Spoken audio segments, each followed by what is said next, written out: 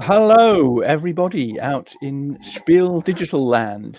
This is Surprise Dare Games at Spiel.digital live stream, and we are going to be talking about Remaking Kingmaker. My name is Alan Paull, and I'm a designer for Surprise Dare Games, and I'm also, for this project, a redeveloper, if you like, for Gibsons Games. With me today, I'll just take this banner off. We can see our names. With me today are Mike, Oliver, and Peter Piggott, who have been helping me with the playtesting. Hello, everybody.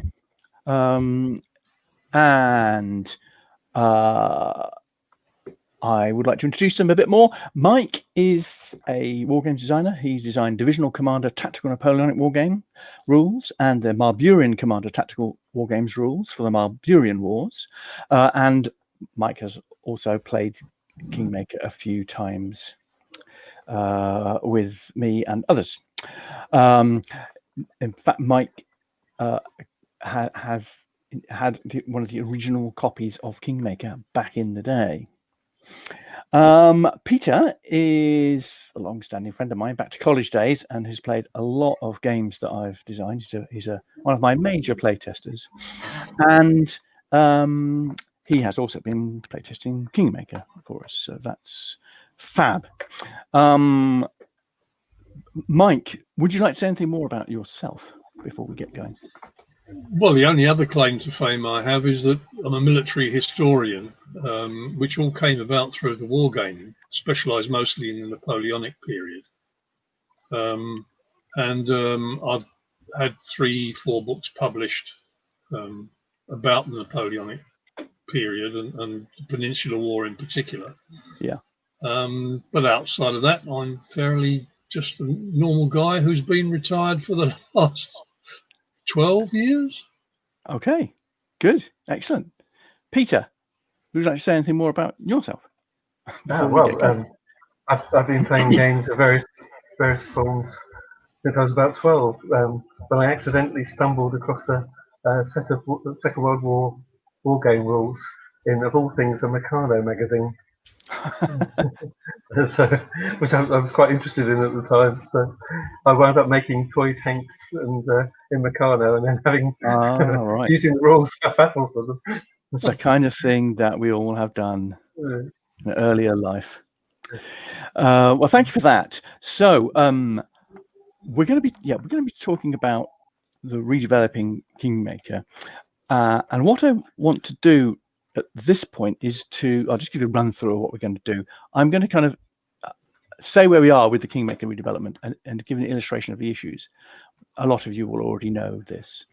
Then I'm going to go through some of the principles that I'm using to manage the redevelopment process, have a look at the new features, looking at Tabletopia, the copy of Kingmaker I've got on Tabletopia, have a look at some of those. Then I'm going to invite Mike and Pete, who may in fact interject during the process of me chatting away. I'm going to ask Peter and Mike for their views on some of the aspects of the redevelopment. And finally, we're going to have 10 minutes, quarter of an hour or so at the end for Q&A. So if you would like to ask any questions about what we're doing, what we've done, what might happen, please do put them in the comments section, and my beautiful assistant Charlie will pick those up and make sure that we get them and try to address them, as many of them as we can have time for, 10 minutes from the end. So that's the general idea of how I hope things will go, but anything can happen in a live stream, as you're probably aware. So let's have a look at an illustration of the issues with the original game of Kingmaker. I'm presuming that our audience knows what Kingmaker is, and you can probably see, because I've got a picture of the board behind me. If you'll probably recognize it if you've played it before. That board is probably recognizable. That's a version of the new one. It's prototype. And to do this, I need to share a screen, because this actually came up in Board Game Geek yesterday, and somebody asked a question, and people are asking questions about Kingmaker even now. It still gets played a lot. Capturing royal heirs alone square. So Pete Hansen says the rules state that a royal heir is captured by a faction when one or more noble counters of that faction occupies the same open area of a square, town, city, or castle as the royal counter at the end of their move. Does that mean that a noble outside of York or London, for example, can grab an heir in the city if he is all alone? Key question, not covered in the rules. And Dave says, basically what he is saying, all the 4 locations noted, i.e. open area, town, city, castle, are all considered separate. If the noble is outside London or York, he's not in London or York where the heir is located. So he doesn't capture the heir at that point. The wording cited would indicate that they would have to stay inside London and risk plague if the heir is captured at the end of the movement. And Dave says, I don't think I'll be changing the way I play, even if I have to call it a house rule, but it does bring some risk to even capturing an heir in a friendly city if played that the faction has to stay inside.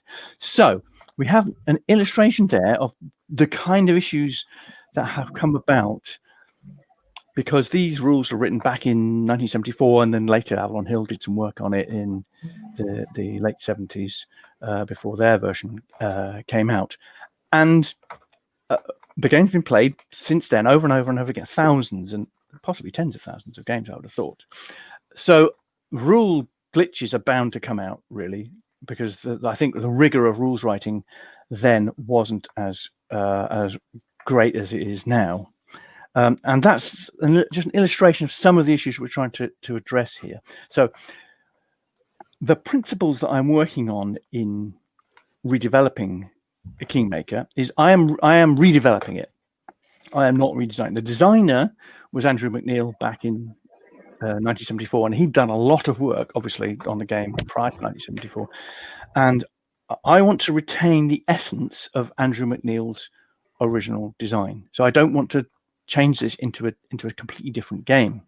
However, I do want to resolve the problems of rule inconsistencies or lack of clarifications. I do want to smooth out the play. I want to resolve any problems that are there because of broken parts, broken strategies. I want to take into account the problems of undue length, the problem of turtling. People can go to Calais and stay there for ages until they put up the force and then come back again. Those kinds of things. I also want to have a look at some of the take that elements that can give a player a bad experience. For example, if the first thing you do with your faction is take Coventry, put all your nobles into Coventry and take the heir, and then the next event card is Plague in Coventry. Under the original rules, you just lost all your faction by a random event. Now, obviously, you shouldn't really do that, but a new player might well do that as a perfectly viable thing to do and have a bad experience. So we want to get rid of or ameliorate some of those problems.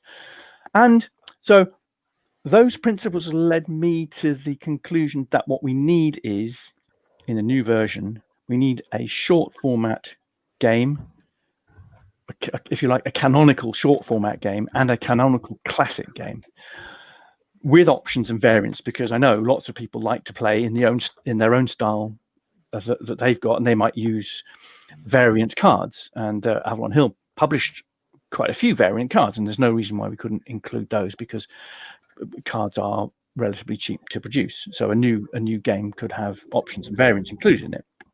So that's how I see the new form of the game: two canonical versions, short game, and a streamlined version, if you like, of the classic game with options and variants. Now, what I want to cover here is what the short game might look like and some of the reasons why we've done the changes for the short form game. And in order to do this, I'm going to have to look at the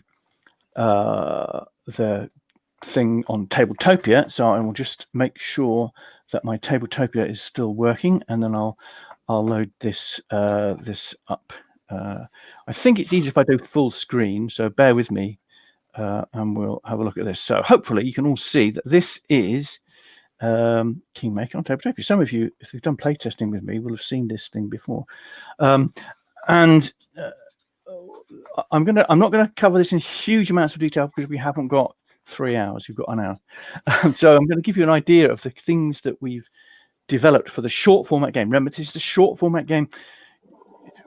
With the new version, you will be quite entitled to play the old classic Kingmaker that you know and love, and we will include on the other side of this board, there will be a streamlined version of the classic Kingmaker map. Now, the most striking thing you can probably see in this map is that we've got some purple lines. Now, this version, the short game, has got regional movement. So instead of counting 5 squares, you can move from one area in a region to an adjacent area, any adjacent region, any area in an adjacent region. This means that it avoids the problem of how far is it? How do you count 5 squares? And there are some anomalies in the original map.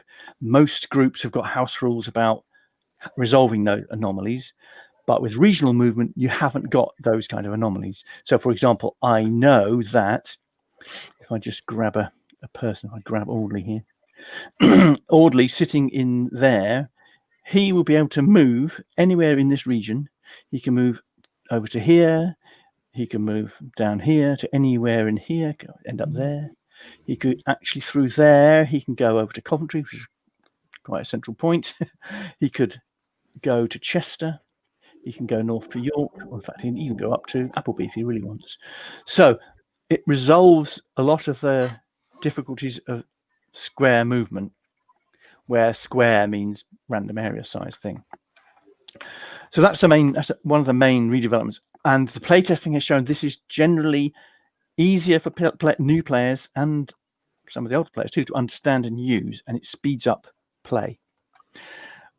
The second thing we're doing, as you will have noticed here, we've got this is a 3-player game. We have got things already displayed out as factions because I've introduced the idea of preset factions. Now, this can be used as your first game of this version of the game. You can play with what I've termed controlled random setup instead of completely preset. But here is Talbot's faction. You've got a specific set of cards which is not necessarily completely balanced with all the other factions, but it means that nobody gets a terrible start and nobody gets an overwhelmingly strong start. That's the purpose of that. And similarly with the controlled random setup, nobody starts with overwhelming force and nobody starts with a really, really bad hand. There are physical changes for smoother play. We have down here some breakout areas. So, for example, typically what might happen is you get a large bit of activity in York. So you could say, well, we're going to say York is now A, and all the stuff in York, currently only a bloke, but we move all the nobles down into this area and we can see who is in the fort, who is in York itself, who is in the open area space, and things are much clearer. And you can use that for Parliament.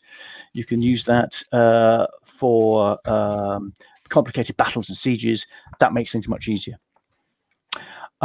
We have down the bottom here a simple mechanic for keeping your army troop strengths up, not completely up to date. Basically, the idea of this is you generally only need to know the troop strength of your biggest army. So when that gets critical, you can just track it here, and we have player markers. These little player markers we can use to track your main army troop strength. So you don't have to keep constantly recounting, and that does help. We have got, as you can see, if I move out, each player has their own set of nobles with a background color for their particular faction.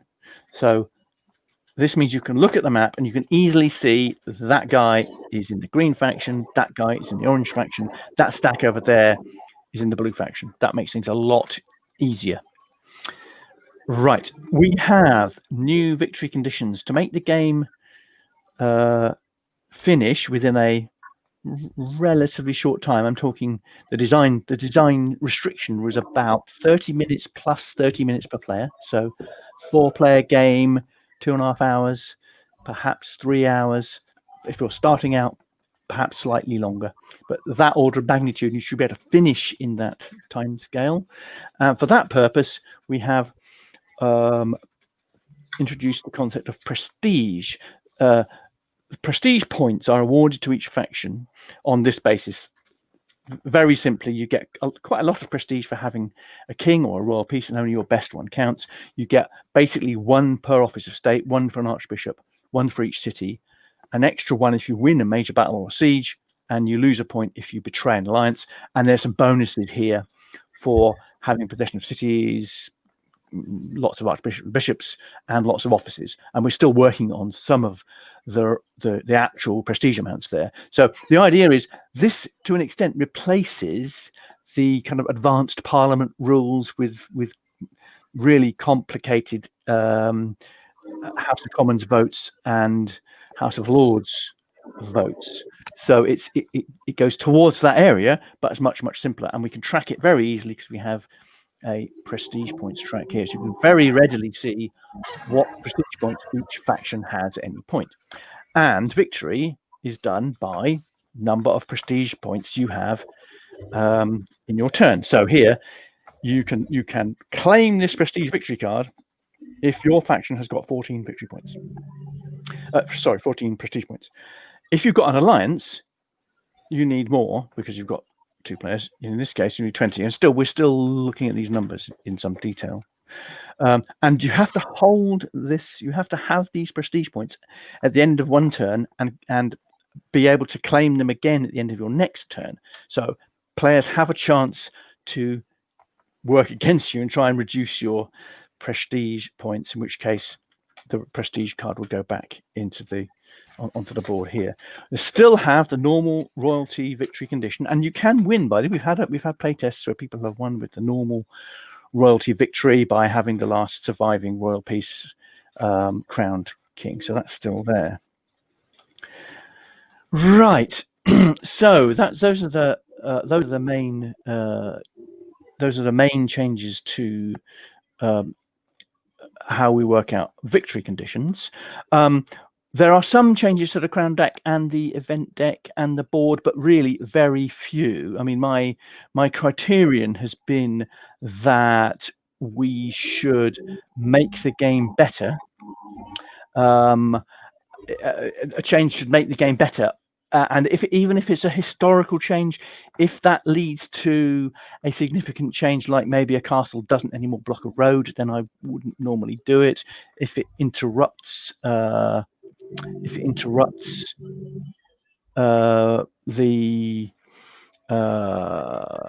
memory of older players, they don't actually they need to remember certain key things, then I'll tend not to do it as well. But I have corrected some of the historical errors, but I'm not being rigorous about that, because I know that Andrew McNeil, when he originally designed the game, that he did, for example, group some of the noble houses together. Some of them are missing quite properly because you only got 23. There are only 23 noble houses in the game, and there are more than that in the War of the Roses. So Andrew McNeil was careful to try and go through and group things together. So some of the things that look like historical errors are there for a reason.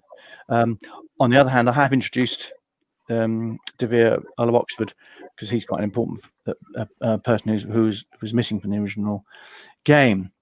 So the event deck's pretty similar to the original event deck, and I've got rid of the take thatishness of the plague and the killed in combat, random killed in combat, by saying basically, if you're plagued, you only lose 1 noble maximum for a faction. You don't lose more than 1. So it means it's your best one from the plagued town or city. So it's still going to be painful, and we've had this happen in several of our playtests. It's still very painful, but it's not going to wipe you out. You're still in the game. Right. So we've done new victory conditions, preset factions, some of the physical changes to smoother play. That's most of the change. You'll notice some other little bits and pieces here on the board, which I wanted to point out. Because we can do cards, I've introduced a few more cards. So, for example, when you take control of a royal piece, you take the card for the royal peace, and you allocate it to a noble. So it's clear who owns the noble. Now, these are not final designs, I hasten to add. These are my prototype designs. And anybody who knows me knows that I'm not really a graphics person. But so, for example, if Talbot's faction here captures the king must be allocated to a specific noble in the area. So you might allocate the king to Talbot. And the king piece itself will stay in the area with Talbot. But this makes it clearer who's got what. It also means that you can look at the faction, and admittedly, these things are not allocated necessarily where you want to allocate them. They illustrate it in a way. You can easily look at it and see what prestige you've got. Because you've got 5 for the king, 2 for that, 1 for that. So we've got 8 prestige. So we can very easily see, rather than having to count up votes for the commons and votes for lords, we can very easily see what the prestige situation is. We've also got cards for conquering cities. So a typical difficulty with some of Kingmaker games is somebody conquers London and they put a marker on London, but somebody else has the Constable of the Tower, which office normally controls London. So here we have stuck it in my hand. Typical Tabletopia thing. Here we have a card for London when it's conquered, and again this card has to be allocated to somebody. So if we give this to Howard, he has conquered London and he has a prestige, but if he dies in battle you lose London. So the fact that your faction has conquered London doesn't actually mean, historically, if you're looking at it from the point of view of a real noble faction, it doesn't mean that faction owns London. It means a specific noble has control of London. So in order to reflect that historicity, we allocate all of these cards, get allocated to specific nobles. If you lose the noble, you've lost that particular asset. And that makes things a lot clearer. I was originally a little bit concerned about that, but in playtesting, it's worked really well. So, for example, we have a massive battle outside London, or a siege of London, and it's a big battle. It's a major siege. So we win. Talbot wins. He earns himself this crushing victory card, which gives him a prestige. He was in charge of the battle. He gets the card, and he's got the king as well. We're conscious that we want to move things around. We don't want to have everything concentrated in one guy. So we give the king to somebody else who happens to be there, maybe Duke of Buckingham. Then Talbot dies because he got killed by plague, or he got killed by a random naming in battle. So that would mean that Talbot loses that crushing victory. So the faction loses the point because it was Talbot who had that prestige. It's Talbot who was Chancellor. You lose the Chancellor as well. So that actually makes, I think, a lot of sense and is fairly clear. It does mean that the game has ups and downs, as my playtesters will no doubt support. So that's those. Similarly with a betrayal. Yeah, if you betray an alliance, it means that one of your nobles has betrayed the alliance. So you might say, oh, well, that Howard guy, I trusted him, -1 prestige. But if Howard dies, he was a bad egg, The betrayal's now gone. So you've regained that lost prestige. So that's how that works. One major thing that I would like to mention just before we get wider into questions and into our playtesters more, writs of summons. I've spent a long time agonizing over what to do about writs. The design difficulty with writs is that they're very random. You either get one or you don't, and you can go through a whole game not having a writ, not being able to summon Parliament, because you need a writ to summon Parliament. So in place of that, I have introduced the idea of having clamor for Parliament cards. So there's 3 of them in this deck. I should have put one on top, shouldn't I? Really, I could have shown you. But when a clamor for Parliament card comes out of here, it is placed on the clamor for Parliament space. This means that Parliament can be summoned by anybody who is eligible to summon Parliament. So the Sole King or the Chancellor with a Parliament event card if there's no king or 2 kings. And you don't need a writ.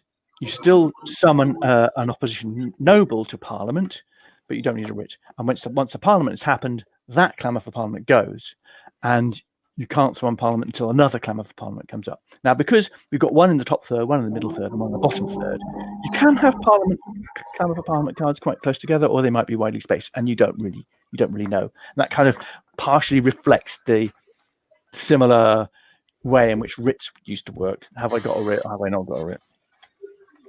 Right. So I think actually that's a reasonable whip through most of the changes. Oh, I didn't mention alliances. Sorry. Important point before, since I've got 5 minutes. Alliances. This is I just stress that when Andrew McNeil designed this game, and when Avalon Hill did redesign bits of it, this is a political game. This is not a hardcore military war game, although some people might disagree. But it's mainly a political game. If you're playing a 4 or 5 player game of Kingmaker, it's comparatively unlikely, not impossible by any means, but it's comparatively unlikely that you will win on your own, because basically, if you've got a 4 player game, it's 1 against 3, that's really difficult, and it's reflected in the fact that it is difficult when you play. So it is very likely that players will form alliances. Now, because of the prestige, the way we've done the prestige, you don't have to. If you think you can get to 14 without an ally, then you don't have to have an ally. But if you think that's difficult from my current position, you can ally with somebody. I've noticed I've got four markers here instead of 3, but we can all make errors. So if you ally, you just simply put your marker in the same column as your ally, and there you are. You've now got a formal alliance. A formal alliance means you add the prestige points together, but still only your best royal piece of the alliance, the whole, counts, and you'll mark the alliance total on here, wherever it happens to go. So you keep track of the alliance's prestige points too. I've formalized the alliances a bit more than Andrew. I've gone with the same basic design of how he wanted alliances to work, as far as I could see from talking to Andrew and also from reading some of the articles that Andrew wrote about Kingmaker. So we tried to go with what his understanding of how the alliances should work. But I formalized it a bit more, and it's easier to work out who can move. If you've got an allied force, how does it actually move? That's all clarified in the rules. And for that reason, there is a start player marker. This thing here is our wonderful little start player marker, because with a start player marker, you can easily see a round is orange, followed by green, followed by blue, 1 whole round. You can only, if you're allied, you can only move an allied force together in 1 round. Similarly, if you've attacked, you can only attack once in 1 round. So you can attack if orange is allied to green, and if orange attacks with an allied force using green pieces, that means that those green pieces can't attack in green's turn. And it's very clear because of the start player marker what the starting end of the round is, and that's clarified in the rules. So I think that's hopefully given you a bit of an idea of what we were trying to do. And I will now stop sharing my screen. There we go, and open it up to some thoughts by my playtesters.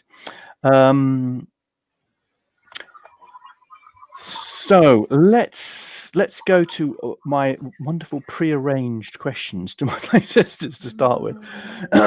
Yes, we have briefly talked about this. It's not a complete fiddle. We have briefly talked about this, but the first general question to Mike and Peter is: what are your views of the game now after playtesting, in contrast to the original game? Who would like to start? I'll go first if you like. Sure. As I said to you in one of our brief conversations, to me, it's made a big improvement. The one thing that strikes me as being paramount is that you don't get this business, which I think is generally called turtling, where you go and hide in some remote area that gives you 150 troops with the rest of your faction, and sit and wait for your opponent to come and chase you out. and he does something likewise in a different part of the country, and that's where the game tends to lose almost all its interest. Yeah. And you've sorted that out. It doesn't happen now. Yeah. Yes. Good. Yeah. That's excellent. Peter.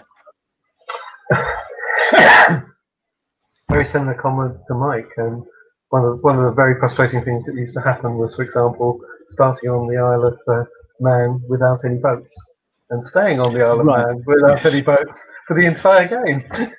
Yes. Another fine mess you've gotten me into, Stanley. Yes. Yes, we have given. Yes, we have given Stanley a boat. Yeah. I mean, I know it's a trivial change, but it's such an improvement. Quite important. I suspect that Andrew probably quite liked the fact that somebody might have to negotiate to get a boat for Stanley, but I just figured that's just the game isn't about negotiating to get Stanley a boat. It's about a bit more than that. Besides, Stanley had lots of holdings on the mainland. So, yes, good, yeah. And I would say, as a general observation, a lot of the simple changes start to the mechanics. For example, the regional movement makes movement a lot smoother and easier to understand, which speeds up the game, which means you're actually concentrating on the politics and the situation more, rather than tediously counting for every one of your nobles 5 squares to try and work out where you can possibly congregate them. Now it's spending half an hour working out different ways of getting to the place you want to go to with the least number of movement points. Yes, indeed. Same thing. Yes. Yeah. That's good. Yes. I mean, let's move on to the next little question, which was, I'm always embarrassed. Do you have a favourite change and why? Let's start with Peter this time. Do you have a favourite change, and why is it a favourite change for you? I had to think quite hard about this. I was juggling between having the predefined start positions for factions and various variations of them, or actually just the regional movement again. Things I've already said about that, I'm going to go pitch for the fixed faction starts. Not so much, if I'm feeling nostalgic, I mean, that completely random start had its features, shall we say. Yes. But starting with viable factions for every player actually speeds up the start of the game quite significantly, and it also stops the what I would call the I've got a target on my back because I'm the person who's got the chancellor and the constable of the tower, and yes. So I'm obviously a target for every other player, so they all align, and so it makes it a more interesting start to the game, shall we say? Yeah, good. Yeah. So I mean, before I'd made these changes, that particular one you mentioned there actually happened to me in a play of near enough the original game. I just got this brilliantly strong deal. So in a 4-player game, 3 players ganged up on me and cut me down to size quite nicely. But there's nothing much you can do about it. But still, yes, thank you, Mike. I can't say that I have a favourite, and I'm going to have to ask you a question before I actually go for this one, and that is that do I remember correctly in the original game, which I have to admit I haven't played for probably over 10 years, that if you arrived at a town on the road which was not owned by anybody, but was in fact a sort of a fortified town. Yes. That you could simply go through it or not. Oh, that's a good one. That's a very good, because yes, I'm glad you asked that. In the very original game, the 1974 version, you could go through neutral towns, neutral fortified places on roads. You were only blocked by an unfriendly one, specifically enemy one. Now that changed. That was reversed in the Avalon Hill version, which most people played. So that anything you didn't own blocked. So even neutral places would block. And I'm not quite sure why they changed that. The similar thing happened with there was the old Shogun game, which had, I think, a similar mechanism where things were blocked if it was an opponent. And then there was a game called, what am I thinking of two different games? There was a game called Samurai, I think, where they reversed it and everything blocked, and it meant you couldn't move anywhere particularly fast. Now, in playtesting, we have found, I think, that roads are really critical. Because you can actually use them. So actually, we have had, well, I think in relatively recent playtests, we had big battles over Tutbury, for example, or making sure that you have control of Conisbrough can be quite a critical thing because they're on that. I remember to my cost a battle at York. Yes, there's so many battles at York, Mike. It's quite a common place. Although the last game we had was a battle in outside London. Actually, was the last one. Which was the big, just outside London, big decider. So thank you for that. That's helpful. So in the new version, I've tried to be kind of liberal with allowing players to do things. So moving through neutral places is fine. Also linked to that, empty ships can go to port anywhere and leave any port. So we don't have that situation. Oh, look, I've started the game with a ship in Berwick, but unfortunately somebody else controls Berwick and I can never use my ship. There's not a lot of point in having it. So an empty ship can always leave a port. I think that's a major, well, not major. It's a reasonable change to make. Yeah. Okay, those are some looking at favorite changes. What do you have a least favorite change and why? Should we go back to Peter again? Is it something that you think that's a bit iffy? I'm going to be controversial. It's not good. an iffy change. I actually agree with it, but there's part of me that still misses it, and that is the no longer allowed suicide attack. Kind of just relying on that luck of the draw that is going to kill their noble within killed in battle. Yes, that last throw of the dice is sheer desperation as you're going down in flames at the end of the game. Yeah, Howard with no office and no title on his own with 10 troops attacks Percy, and Percy is Marshal of England and kills him because there was a random Percy dies in battle thing. Yes. I mean, I can see that, and in a way, I did kind of think long and hard about that one. You can still do a 1-4 attack, though. You just have to make it a bit stronger an army. So although a proper suicide battle isn't really on, you can do 1-4 or better. So it's not completely gone. You have to have a chance. That's the main point. You do actually have to have a genuine chance of winning the battle. You do have to have. Well, you do have to have a. Well, you can still attack. You see, you can always attack at 1-3, which means that your opponent will. You can't win a 1-3 battle. Well, technically, you can't by odds win a 1-3 battle, but you can initiate one. You could win it by, of course, somebody randomly dying in your favor. And having an inconclusive result. So it's a kind of you didn't win the battle, but actually you really did. That which can happen in Kingmaker quite a lot, which is fair enough. Although I noticed that somebody's commented recently there were relatively few indecisive battles in the Wars of the Roses. I think I'm not certain about that myself. I think that we remember the decisive ones because they were decisive, and I suspect there were other possibly smaller engagements which were indecisive. Well, certainly indecisive. One of the first engagements, I think, was when Clifford attacked Percy's wedding ceremony. There weren't that many soldiers involved, but it was fairly unpleasant.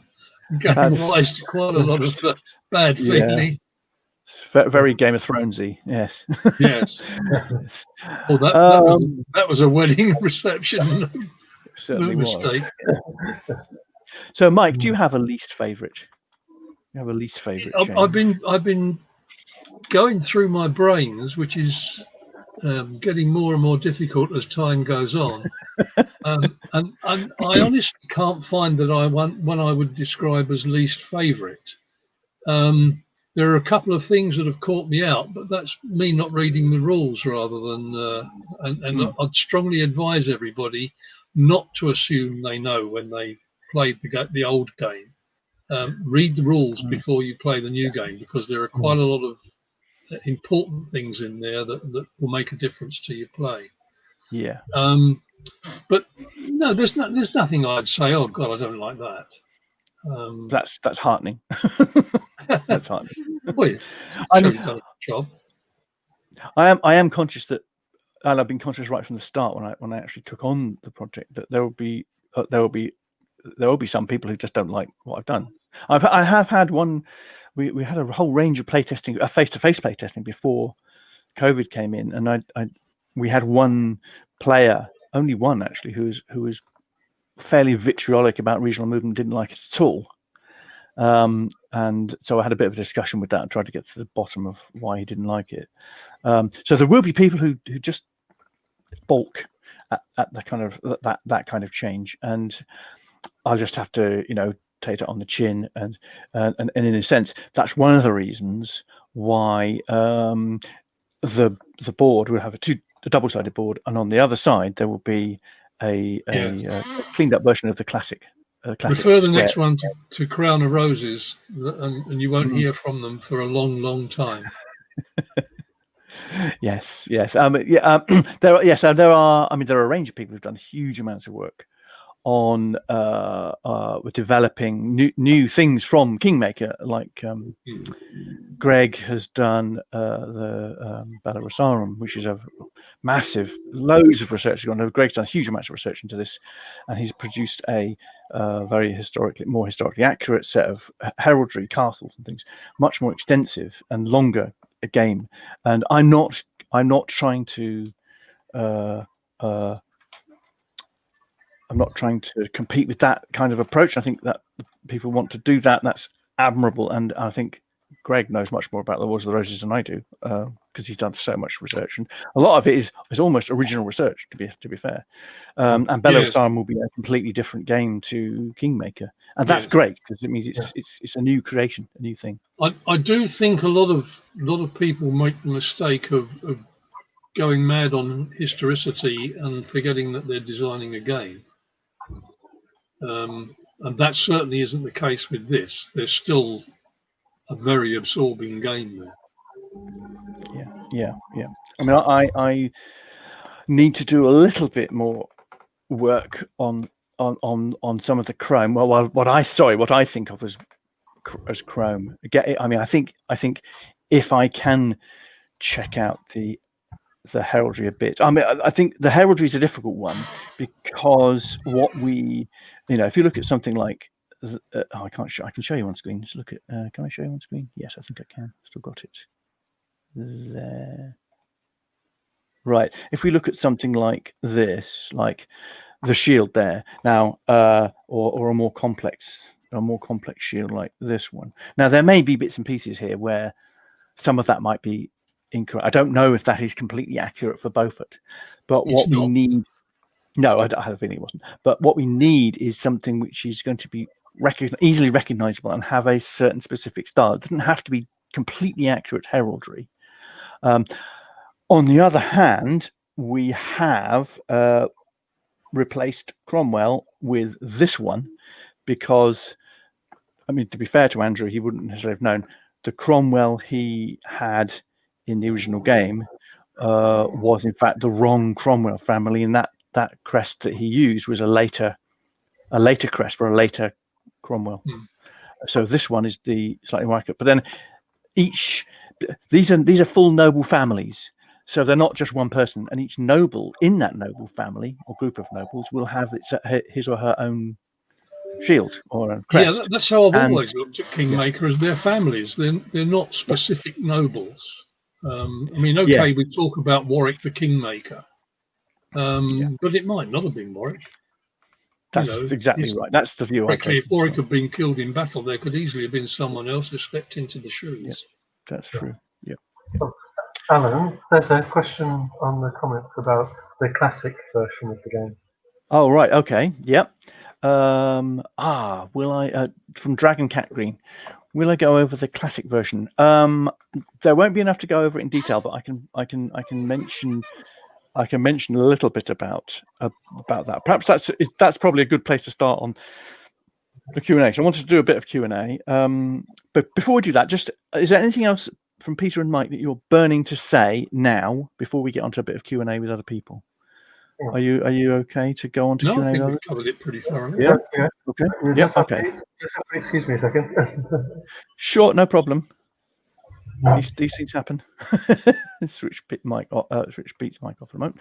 Right. The question was, will you go over classic version at this stream? Well, I'll just mention it. So, the old classic Kingmaker has got the old map with just white squares and no regions in it.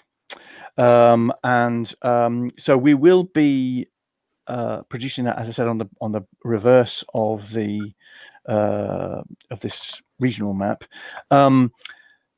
What I want to do with what I would term the new canonical version of the classic game is to pull out what my view of the best classic Kingmaker game is. Now, one of the problems with Kingmaker, of course, is that everybody has their own house rules, so everybody has their own feeling about what the original game was. Now, the original game was the 1974. I've got the rules here.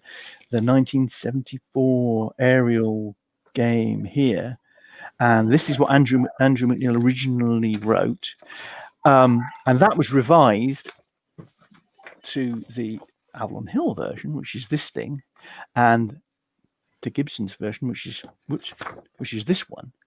These are, in fact, the Avalon Hill and Gibsons are the same, more or less. But they did change some of the 1974 game. But most people think of the Avalon Hill one as the classic game. So there was no parliamentary voting as such in the original. That's correct. Yes. And to be fair, the parliamentary voting was only an option or an advanced, I can't remember, option or advanced thing anyway. And similarly, some people play dicing for noble kills in combat and plague rather than using the event deck. Now, I made the decision that I felt that the essence, one of the key essence of Kingmaker things, was that use of the event deck to control, if you like, random death from battle and random death from plague. And it means that some people object to the idea that you could remember what is gone in the event deck and thereby base your decisions on what's gone. Now, actually, I know that's not historical, and it's not really how plagues and losses in battle work. But in terms of game, that's the essence of what Andrew was getting at, and I know that he had a lot of discussions with Avalon Hill about these kinds of issues, and there was lots of to and froing between them discussing those issues. And I think that he was persuaded that was an option that people might want, and that's why that option is in there. Now, I've gone with what I think is Andrew's original concept of that, which is to retain the event deck. So you can track things in the event deck, and the really good players will track things in the event deck. And in fact, there are articles in the general Avalon Hill's House magazine which explain, there's lots of articles about Kingmaker, and of course nowadays they're all online. You can go and look at them, you can read them, which is quite interesting. And you can see that people, particularly a lot of the American players, have analyzed the crown deck, and they've analyzed the event deck, and they know the probabilities of things, and they use that in the game. Now, if you just use dice, it changes the whole nature of the experience. So I've retained that. Now, of course, if you want to play the classic Kingmaker with dice for combat, there's nothing to stop you do that, and that will be included as an option in the game. But I think the other things that I think of the other things that I think of as the essence of the classic Kingmaker is retaining, not having the prestige victory, but retaining the original idea that you have to have the last royal piece. I would slightly tweak it and say you have to have the last royal piece in the mainland of England and Wales. It's the last crowned royal piece. Sorry, crowned. Correct, yes, the last crowned royal piece. But if somebody has gone off to Calais and doesn't dare to come back from Calais to challenge you, I would count that person out. So I was, I don't like the turtling aspect, even in the classic. So of course you can always play that way if you like, but I would streamline it a bit and say you can win with the last crowned royal piece on the mainland, and if somebody has gone away deliberately to escape you, I think of it as a kind of Edward IV victory, because large chunks of the Wars of the Roses were peaceful under Edward IV.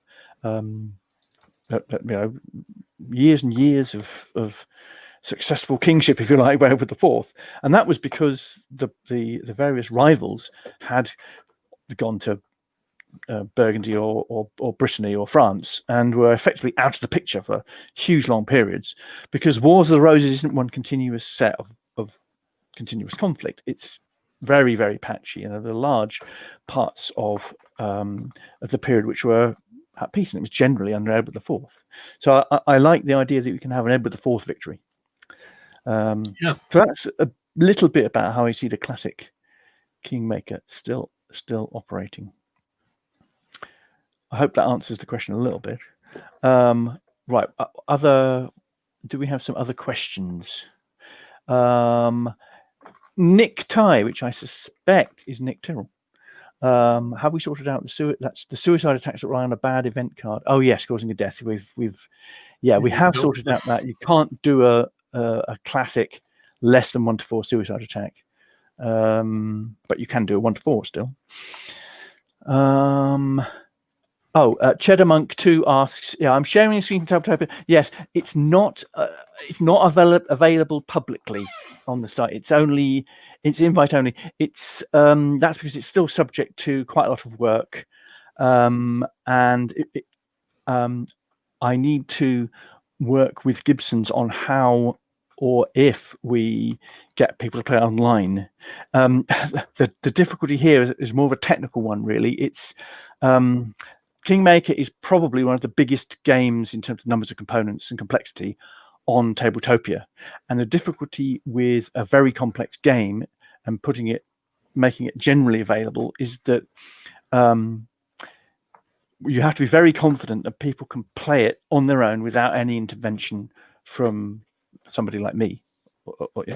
And at the moment, I am not yet convinced that we've got the rules in a sufficient state that we can launch it into the wild, as it were. I mean, I'm hoping we will have that relatively soon, and we need to do some blind testing, so we do need to get to that stage, but it's not available just yet.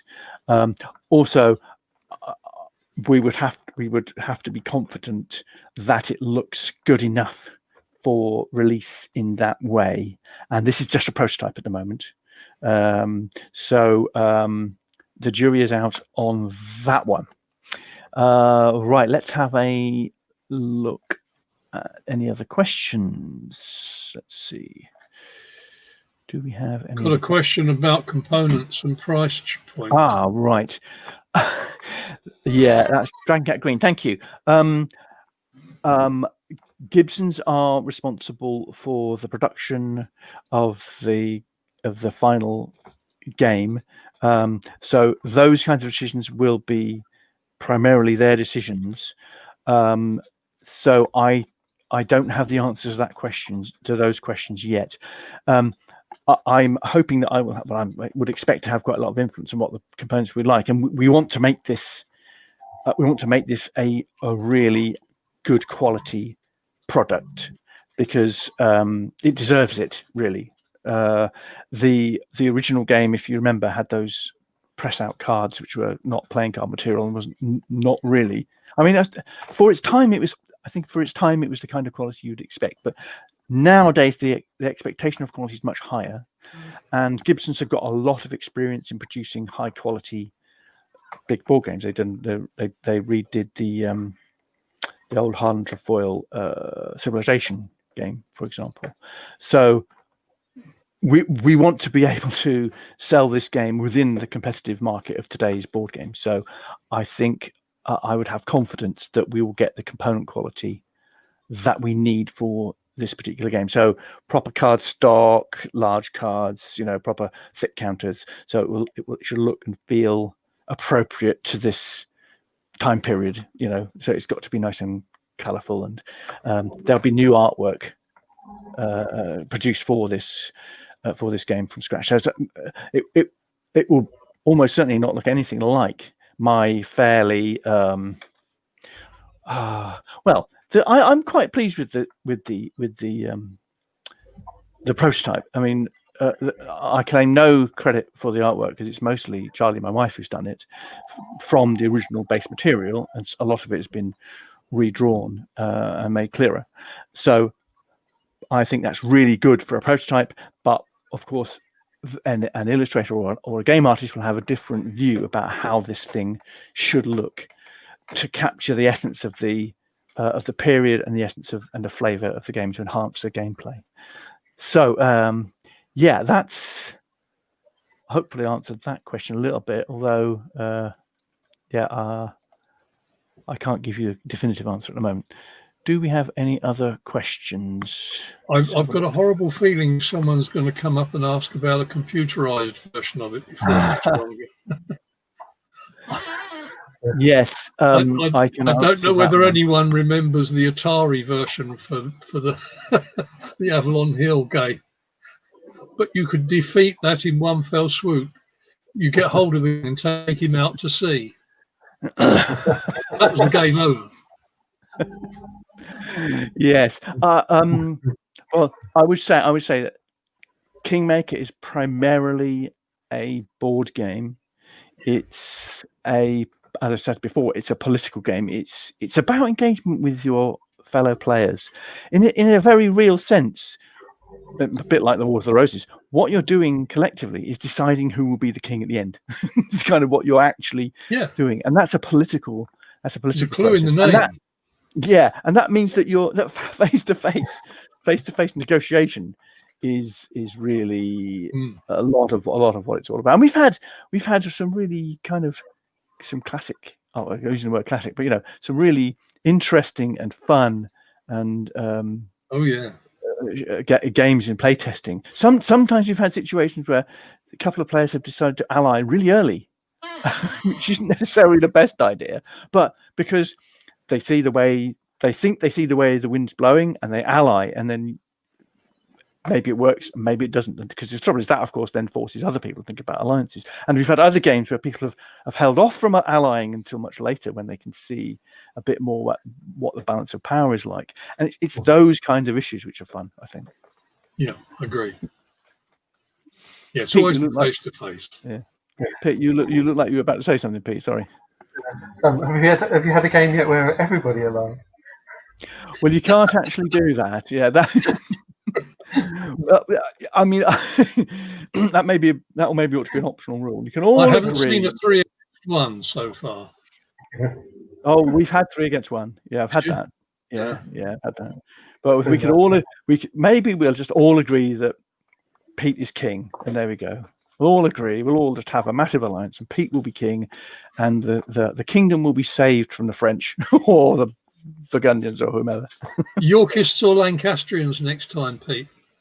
I like to keep my options open. I get one of each. Yeah. Well, quite, yes. Well, last game, it was boiling up to be a Yorkist versus Lancastrian battle, and then the Lancastrians suddenly found they had a chance to get Richard of York, so they just took Richard of York and killed all the Lancastrians. So we had two Yorkist factions that finished the game. I watched that one. Yes, that was a very nice game. It was a very bloody game. Are there any more questions that we need to deal with before we depart? Yeah, let's just see. I'll ask my beautiful assistant Charlie. Do we have any more questions? No, but you could tell people how they could get involved in playtesting. Thank you. Yes, Charlie said, if you would like to be involved in playtesting in the future, then please email me. Let's get my little thing running. Bottom. That's how you get in touch with me, but preferably by email. And yeah, just let me know that you say you'd like to be involved. I mean, I have got about 50 or so people who would like to be involved in playtesting, but I'm very happy to add more. I'll be doing some more playtesting on Tabletopia, and I'm having discussions with Gibsons about how we might arrange some face-to-face playtesting somehow in a very careful, socially distanced way. So we'll see how that goes. But do please get in touch with me if you'd like to be involved in any playtesting in the future. And I'm very happy if we've got small groups somewhere that want to playtest together rather than being a random thing on Tabletopia. We can always arrange to have small groups. So if you've got 3 or 4 people who want to all play together, we can do that on Tabletopia. Happy to organise anything like that. So if you need another games master for that, Alan, let me know. I'd be happy to try and help if I can. I obviously don't know it as well as you do, but that's brilliant. Thanks, Mike. That's really helpful. And I think we've just about reached the end of the show, as they say. But let's just see. Is there any final comments that Pete or Mike would like to make? Pete, you look like you're... Yes, I want to clarify what I was saying earlier, because I seem to have confused someone. You can only hold a royal piece from each faction during your turn, but at the end of your turn, you actually have to make a decision and sacrifice one or the other. You can hold royal pieces from different houses for one whole round. I mean, in the original game, it was 2 rounds. The problem with 2 rounds is it's very hard to track. So I've made it one whole round, and then you have to decide what you're doing. So, right. Any other comments from you, Mike? Are you happy? No, I think we've got pretty well there. There's anything you think we've missed? I can't think of anything. There was one very quick point. You remember when I went into York and captured it, besieged it, and then decided I didn't want to pick York, the royal piece up, Richard of York. Yes. You were going to put that in the rules that you didn't have to pick the royal piece up. Did that happen? That's correct. That has happened, yes. Okay. Taking the royal heir is always optional. Right. So you can even, you could even occupy, you could do what you intended to do, Mike, which is occupy York, but effectively put Richard under house arrest. So because that is actually quite realistic, and it's the kind of thing that Edward IV did, because at one point Edward IV had effective control over both Henry and Warwick the Kingmaker. Excuse me, Warwick the Kingmaker had control over Edward IV and Henry, and he effectively imprisoned Henry VI. But Edward IV was more of this kind of house arresty type thing, because Edward IV just basically refused to do what Warwick the Kingmaker wanted, and Warwick the Kingmaker wasn't prepared to kill a king, which was probably quite a sensible move, although it didn't end well for him, did it, in the end? But it meant that Edward IV was able to effectively get away from, or be in Kingmaker terms, be rescued by some people from the clutches of Warwick the Kingmaker, and that, I think that kind of effect is what you want in a game like this, which is definitely highly political. Absolutely, yeah. Yep. Right. So, I think as it's just I think that we should probably say cheerio. Thank you very much to Peter and Mike for participating in this game, and for Pete's cat for brilliantly coming in at the end, because we always need cats.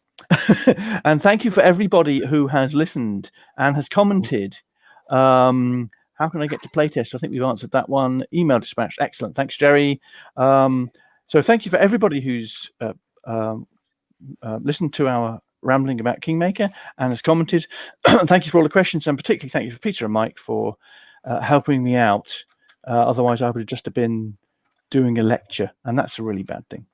This is Amber. So, Amber. Amber, that's the cat's name for anyone who's interested. Yeah, we had one called Amber, and we've now got another one called Jasper. Same colour. See, great minds think alike. Yeah, there you are.